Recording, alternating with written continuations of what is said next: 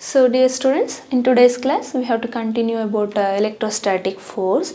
So now let us discuss about the pictorial representation of the repulsive force and the attractive force. For that let us consider, we all know, so if we consider the product of two charges as a positive value, then obviously the two charges are like charges. That means if the product of two charges, that is q1 into q2, is greater than 0, then those two charges are like charges and the force is repulsive force. How do we represent this repulsive force pictorially? For that, let us consider this as charge q1 and this as charge q2.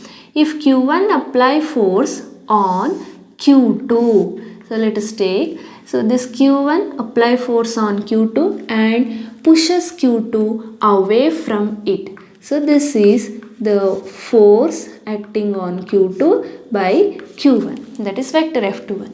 In the same way, q2, which is at a distance r21 from q1, also apply force on q1 and pushes q1 away from it. So this is the force, so acting on q1 by q2. This is the pictorial representation of repulsive force. In the same way, suppose if we consider the product of two charges as less than 0. Less than 0 means negative. Then obviously those two charges are unlike charges. If the two charges are unlike, then the force is attractive force. How do we represent this attractive force pictorially? So now consider q1 and q2, which are at a distance r21. So this q1 apply force on q2 and moves that q2, pulls that q2 towards it. So this is the force acting on q2 by q1, and this q1 pulls q2 towards it.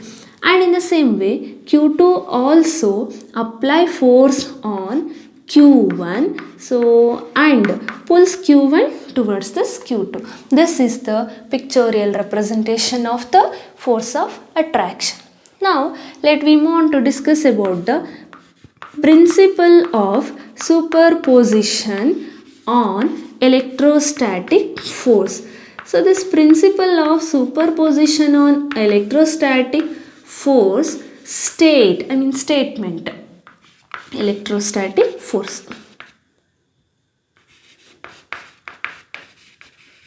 So what is the statement?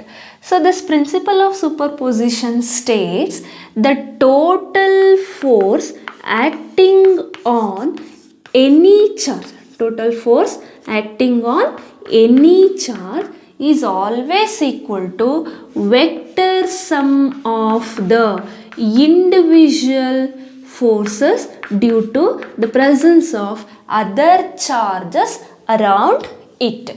And so those are taken one charge at a time, and these individual forces are unaffected due to the other charges. This is the principle of superposition. If we consider, so number of charges around one reference charge, so then force acting on that charge is always equal to the total forces due to all other charges. Vector sum of the forces due to all other charges by taking one force at a time, and all these forces are unaffected, they doesn't affected by one another. Okay, so how do we apply this principle of superposition on a system of charges? To find the electrostatic force due to system of charges, how do we apply this superposition principle? For that, let us consider n number of charges. So a system is having n number of charges. So those charges are, let us take, so here we are discussing about application of superposition principle on system of charges. superposition principle on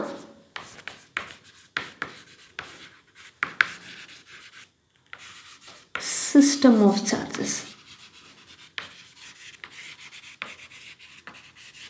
So for this, let us consider a system will be having n number of charges like q1, q2, q3, q4, so up to qn. So let us consider here is one of the charge, that is q1. Okay, and around it there are many number of charges like q2, q3, q4, q5, like this up to qn. Okay, so here the charge q2 is at a distance of vector r21 or r12. The distance of the, so q2 from q1 is r12 vector. And in the same way, this charge q3 is at a distance vector r13. So and this charge q4 is at a distance vector r14. In the same way, the charge qn is at a distance vector r1n. Okay, let's assume. So here q1, q2, q3, q4, qn are all the charges, and r12, r13, r14 in the same way up to r1n are the positions of this q2, q3, q4 and qn from the charge q1. Okay, then the force acting on q1 by q2, force acting on q1 by q2 is vector F12. So this force on q1 by q2 is given by an expression vector F12 is equal to 1 by 4 pi epsilon naught. So q1 q2 divided by r12 whole square into r12 cap. So we all know already how to write the force between the two charges in vector form. By using that concept, I have written the force acting on q1 by q2 vectorially. In the same way, force acting on q1 by q3 is also written as vector F13. Force acting on q1 by q3 is vector F13, and it can be written as 1 by 4 pi epsilon naught q1. So q3 divided by r13 square into r13 cap means force acting on q1 by q3, which is at a distance r13 from q3. Okay, so then in the same way, similarly, we write force acting on q1 by q4 as vector F14, and force acting on q1 by qn as vector F1n. So by continuing like this, we can write the force acting on q1 by qn as vector F1n can be written as 1 by 4 pi epsilon naught q1 qn divided by r1n whole square into r1n cap. Then according to principle of superposition, we all know the total force acting on a charge is always equal to vector sum of the individual forces, right, taken one at a time. So therefore, by applying superposition principle on this, the total force acting on q1 will be equal to, the individual forces are vector F12 plus vector F13 plus vector F14. In the same way, it continues up to vector F1n. Now substitute. So we know vector f12, vector f13, vector f14, vector f1n values. Substitute these values, we get vector f is equal to, vector f12 means 1 by 4 pi epsilon naught q1 q2 divided by r12 whole square into r12 cap, plus vector f13 means 1 by 4 pi epsilon naught q1 q3 divided by r13 whole square into r13 cap. So this goes on continuous, and vector f1n means 1 by 4 pi epsilon naught q1 qn divided by r1n whole square. So the direction is r1n cap. Okay, so now here can we take 1 by 4 pi epsilon naught in q1 as a common. So we write vector f is equal to, by taking 1 by 4 pi epsilon naught into q1 as a common terms, we write, so the remaining term as q2 divided by r12 whole square into r12 cap plus q3 divided by r13 whole square into r13 cap, plus this goes on continuous, qn divided by r1n whole square into r1n cap. Okay, so now see, this vector f can also be written as q1 divided by 4 pi epsilon naught. See here, so we are taking sum of all these terms from second value to nth value. So we can write this as summation of q to r square ratio, where I value changes from 2 to n. Right. So here we write qi, where I value goes from 2 to n, and r1i whole square into r1i cap. So this is the expression for the total force acting on a system of charges by using superposition principle. Okay. Now let we move on to discuss about the next concept, that is electric field.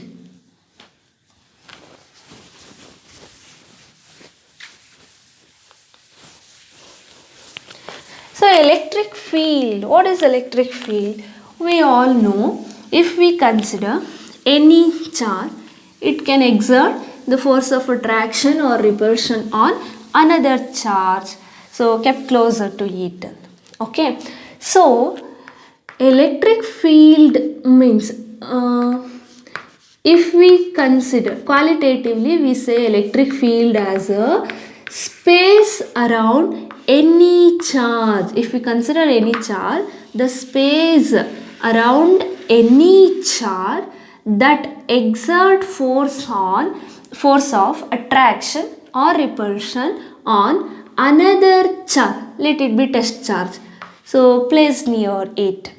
So this space around any charge can exert a force of attraction or force of repulsion on the other charge when comes closer to it. So this space is called as a electric field. And how do we define this electric field? Electric field is defined as the electric force or force acting per unit positive charge. Force acting per unit positive charge is called as the electric field, and this electric field is a vector quantity. It is a vector quantity, and this concept was first given by Faraday, and the SI unit of this electric field is force by unit charge, means unit of force is Newton, so per unit of charge is Coulomb, so Newton per Coulomb, or volt per meter is the SI unit of electric field. So as I told, the space around any charge is the electric field. So if we place any other charge, so this charge can, the space will exert the force of attraction or repulsion, right? So the charge that produces the electric field will be called as a source charge. The charge that produces the electric field will be called as a source charge, and the charge that is used to detect the electric field is called as a test charge. So usually this test charge is a unit positive charge, means we will consider 1 coulomb charge as a test charge or unit positive charge as a test charge. What is the expression for electric field? So let me discuss about the expression for electric field. Electric field strength or electric field intensity. We can call this as electric field strength or electric field intensity. So now let me move on to discuss about expression for electric field. For that, let us consider Q as a source charge, and the point where we want to measure the electric field will be called as the observation point. So and at that observation point we have to put the test charge to find the electric field. So here Q0 is the test charge, Q is the source charge, and this Q0 is at a distance r from the source charge, right? Now in order to find the electric field, let us consider Coulomb's law. According to Coulomb's law, we know the force between two charges is given by 1 by 4 pi epsilon naught. Product of two charges means Q into Q0 divided by, so square of the distance between them means, so distance is r, so r square.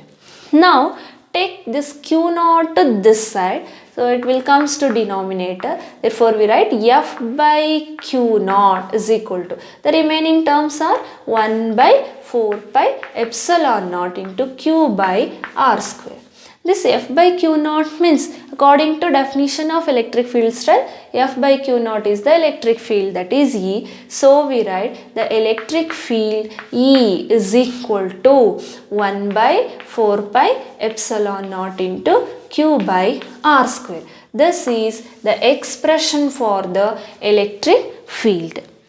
Then, so in vector form, we write this electric field expression as vector E is equal to 1 divided by 4 pi epsilon naught Q by r square into r cap. Here Q is a source charge, then epsilon naught is permittivity of free space, r is the distance of the source charge from the observation point, and r cap is the unit vector that is acting along the direction of electric field. Suppose if we consider a positive charge, due to a positive charge the electric field is always acting radially outward. So if we consider a negative charge, so electric field due to a negative charge is always acting radially inward.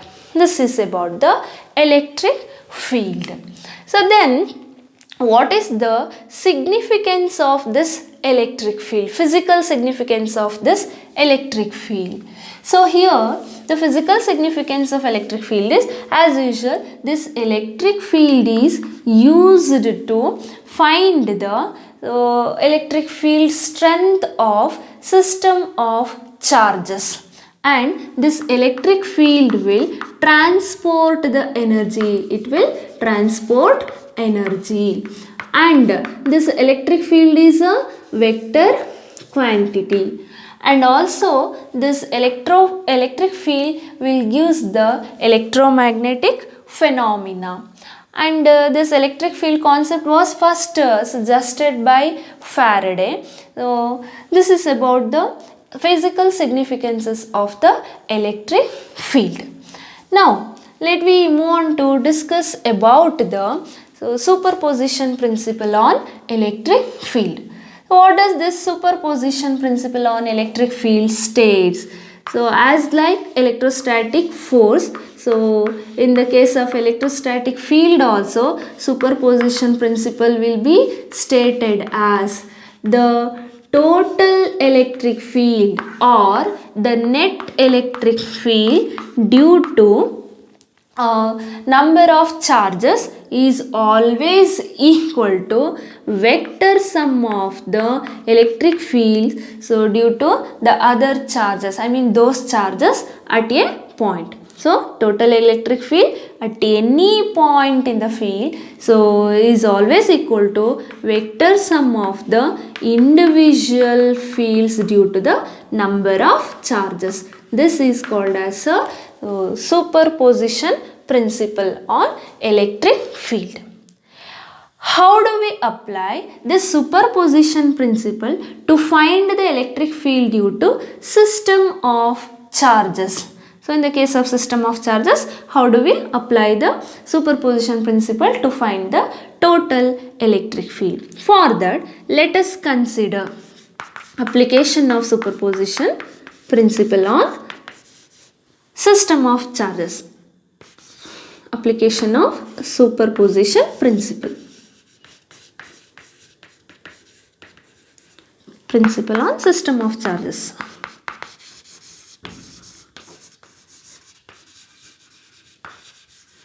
For that, let us consider the number of charges in a region. So let it be Q1, Q2, Q3, Q4 up to Qn. So let us consider, so in the region of number of charges, a point P. Point P is the observation point. Observation point means it's any point, so where we want to measure the field. So now let us consider the distance of this point P from the charge Q1 is R1P vector. Due to this Q1, the electric field is acting outwards. Since here I have taken all our positive charges, so electric field due to Q1 is E1P vector. In the same way, electric field due to Q2 is E2P vector. That is also acting radially outward, and this Q2 is at a distance vector R2P. And electric field due to Q3 is E3P vector, Q4 is E4P vector, like this. So Qn is ENP vector, which is at a distance RNP. Okay, this is vector ENP vector. So now, how do we apply this superposition principle? Here, the electric field due to the charge Q1, electric field due to charge Q1, which is at a distance R1P from the observation point P, is vector E1P, and this E1P vector can be written as vector E1P is equal to 1 by 4 pi epsilon naught. So by charge Q1 ala, so Q1 by distance is R1P whole square into R1P cap. In the same way, the electric field due to the charge Q2, which is at a distance R2P from the point P, is given by vector E2P. Vector E2P, that is equal to 1 by 4 pi epsilon naught into Q2 divided by R2P whole square into R2P cap. In the same way, so vector E3P, vector E4P, like this. So let us consider due to nth charge, the electric field is vector ENP. ENP is equal to 1 by 4 pi epsilon naught Qn divided by RNP whole square into RNP cap. So now, according to superposition principle, the net electric field is always equal to the vector sum of the individual electric fields at that point. Total electric field at any point due to the number of charges is always equal to vector sum of the electric fields due to that point, due to those charges at that point. So vector E is equal to vector E1P plus vector e2p plus vector e3p. This continues up to the vector enp. Now substitute all these values. So we write vector e is equal to here. So vector e1p is 1 by 4 pi epsilon naught q1 by r1p whole square into r1p cap plus vector e2p means 1 by 4 pi epsilon naught q2 divided by r2p whole square into r2p cap plus this goes on continuous and vector enp means 1 by 4 pi epsilon naught into qn divided by rnp whole square into rnp cap. Now here we can take 1 by 4 pi epsilon naught as common. Therefore vector e can be written as 1 by 4 pi epsilon naught into, so I have taken 1 by 4 pi epsilon naught as common. The remaining terms are q1 by r1p whole square into r1p cap plus q2 by r2p whole square into r2p cap. So this goes on continuous plus qn by rnp whole square into rnp cap. Right. So now here I am taking the sum from the first charge to nth charge. Therefore we can write this as vector e is equal to 1 by 4 pi epsilon naught summation. Instead of summing all these terms individually, we can take summation from where to where? First charge to nth charge. So I value from 1 to n qi divided by r I p whole square into rip cap. Here value changes from 1 to 3 like this.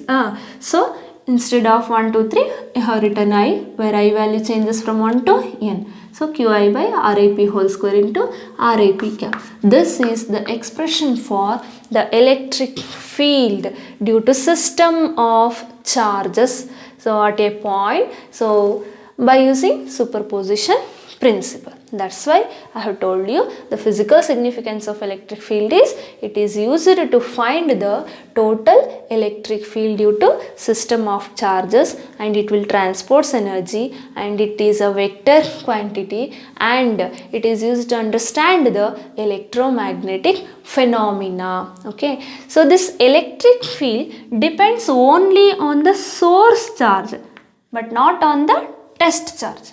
Okay, it is independent on the test charge. It depends only on the source charge. So this is about the electric field and superposition principle applied to the concept of